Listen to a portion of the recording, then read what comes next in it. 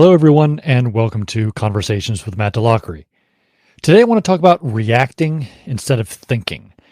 And we all kind of know in a general way that this is what we're not supposed to do, that we should think through things and plan ahead and all those sorts of things instead of just reacting to whatever comes at us, either in the form of not anticipating, not planning, or in just having sort of a knee-jerk reaction to whatever problem or issue gets brought up to us. Because usually knee-jerk reactions are, not so good. So there's a couple of big ways that I see this happens in the field of religion and in worldview. So I'm going to talk about two of those. The first one is that sort of reaction people have when you bring up any sort of an idea or thing, and it sort of like rocks the boat a little bit. And you can tell if you bring this up, people are not comfortable with it. If you suggest that things could perhaps be done a better way, or maybe we should, think a little bit more deeply about stuff or anything like that, basically anything that is not the way it's currently done, and just, saying I fully support absolutely everything as is. If you suggest there should be any change or modification or more depth or anything like that, one of the things that you notice is that people, they start to question your motives for things. Like, why are you bringing this up? Never mind the fact that, this could actually be right. Maybe the thing that I'm suggesting that, we should, take Christianity a little bit more seriously and not just think of it as a social club, in Jesus' name. People will be like, well, why are you saying that? Do you just hate church? Do you just hate Christianity? And they start asking you questions like you've done something wrong.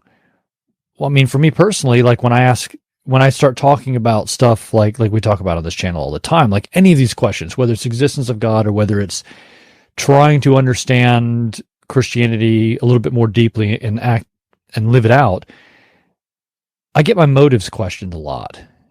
It's like, well, they're like, are you just trying to tear things down and destroy Christianity? I'm like, no, I'm trying to help. But let's stop for a minute. Even if my motives were bad, that's still the wrong way to react.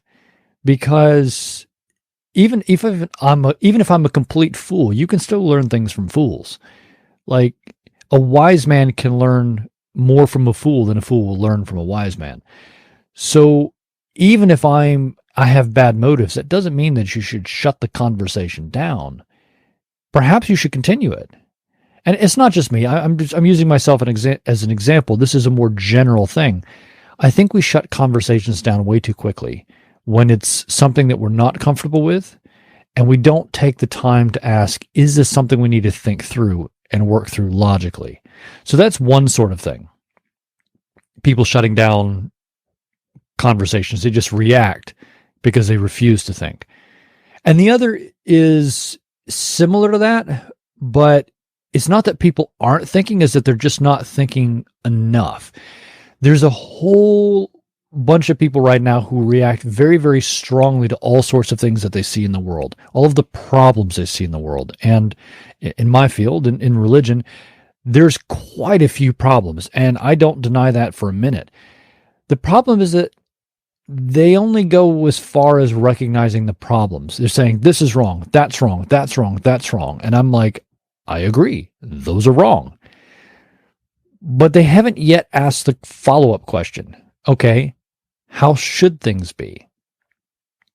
And if you're doing that, what you're doing is basically just, you're using your gut to figure out how to go forward. And your gut's pretty good at figuring out when something's wrong, but it is also kind of a fuzzy thing. Your gut can tell when something's off, but it's not very good at charting a path forward. You need something a little bit more thought out and logical. You can't just look at the world and say, okay, there's a lot of things wrong in it, and then stop. You have to say, there's a lot of things wrong in it. Okay, fine. How should things be? Let's see if we can figure out a way to move forward. And the people that do this, I think, are on the right track, but they need to take the next step. The next step is to ask, okay, there's a lot of things broken in church. instead of just reacting to the problems that we see, we need to actually think through the question, what is church? What should church be? What should Christianity be? And how is church a part of that? And then once you have an idea of where things should be, you'll have a more clear idea of how to move forward.